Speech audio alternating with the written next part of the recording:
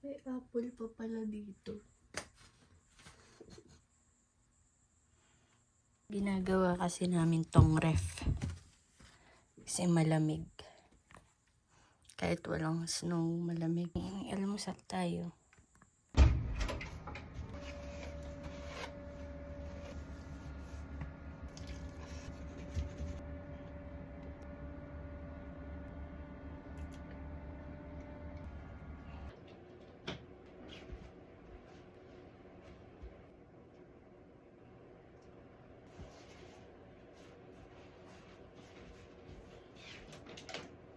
Bababa tayo sa office, sa kitchen. Let's go.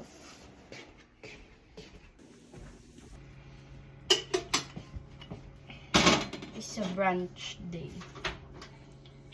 Ganda ng araw pero malamig pa rin. Ilan check-in mo dahil? Dalawa. Unang hindi nakikita sila. Nabuhayan ba? Sige. Pa dito ako. Ay, dalawa na lang. Day is February 26. Mayaman ka na pag meron kang Philippine ano. Dahil mahal to. Philippine foods. Dala pa namin to. So, 7 months na pa nandito. January 2028 pa naman.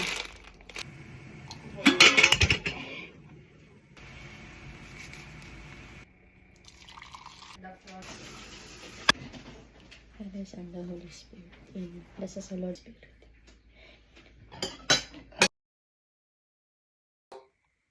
Para maging mas malalim ang ating experience at ma-participate natin ang suffering ni Jesus. Diba?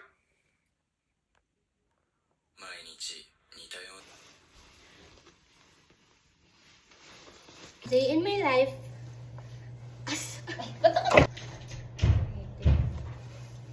Full gear yarn.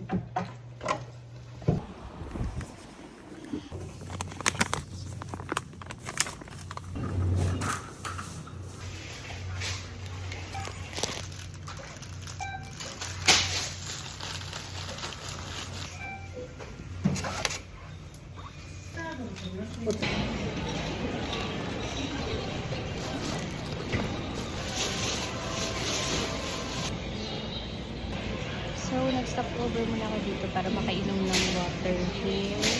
Hinga konti. Ba't naman kasi ang daming binili? Hindi na kayo ng powers kung magpapasundo tayo kay Inday. Kasi na siya yun. Grocery pa more ng marami ng mag-solo. Wala pa yung 2 kilong bigas. Ang super last time ginawa ko din to nakabike. Sobrang bigat din. Pawis sa pawis ako. Oh, muntik po. Panggasigan. Tik pa yun. Di ko na video. Nakatingin siya dito eh. Siya yung mali. Oo, siya mali. Nanditama ako sa daan. Doon na tayo. May ante mo. May check-in pa siya.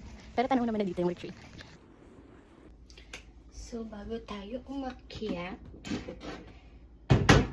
magluluto na tayo ng dinner. Sabaw na. Pero siyang saba. Pero di ko sure. Pero sasabawan ko siya. Gantong bawang na binibili namin.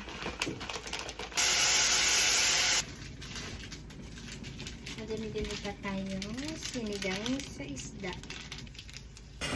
Let's take a bath.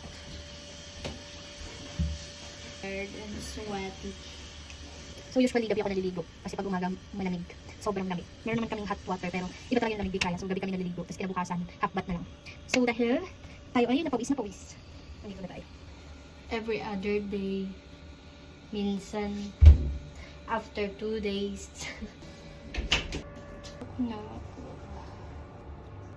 E3. Calming hydrogel. Ganun eh. So yung medyo natutuyo agad kahit marami akong lagay. Namumula yung pisngi ko kasi may heater dito. And hot shower yung ano. Pinamula. Dito sa Japan, bawal ka lumabas ng basa ang buhok. Usually, nag-blower kami. Pero hindi naman ako lalabas. Natural air blow na lang. Namumuo yung dugo ko na mabutlig-butlig. I don't know why. Pero siguro dahil ngayon lang ako pinawisan. Nag-grocery ako kanina. Parang 10 kilo yung dala ko. Wala pa yung bigas doon. Tapos bumalik pa ako ulit para bumili ng bigas. Sure ko lang. Pero nag-bike na ako. Nanghingi na ako ng help. Nagro-rosary muna tayo. ngayong araw ko din siyang itatry mag-grocery ng twice a day. So, nag-grocery na tayo kaninang morning. Ngayon mag-6 na. So, before dinner, mag-grocery ako. But, meron tayong labahan. Isa lang muna habang mag-grocery para maandar na yung oras. Dito sa first floor, may coin laundry. Ito yung let's wait 34 minutes. Initin lang ang niluto kanina.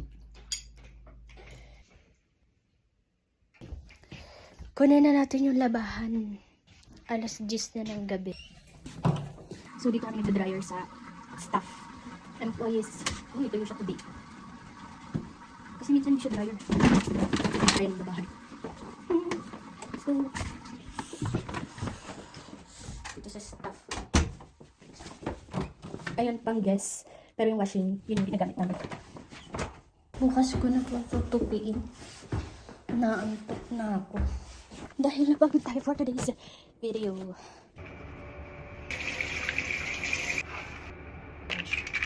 Vitamin C, yung collagen. This is the stairway to my bed.